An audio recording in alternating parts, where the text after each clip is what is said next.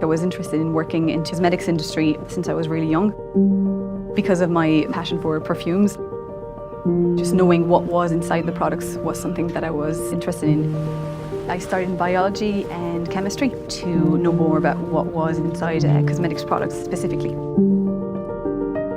Product safety is our number one priority here at Oriflame. A toxicologist is part of research and development to ensure that products are safe for all our consumers.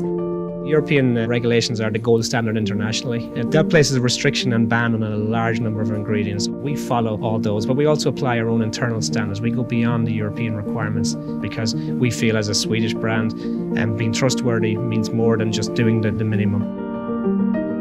From my perspective, we're looking at ingredients that come from nature, ingredients that are inspired by nature, but also ingredients that respect nature and reduce the impact on the planet.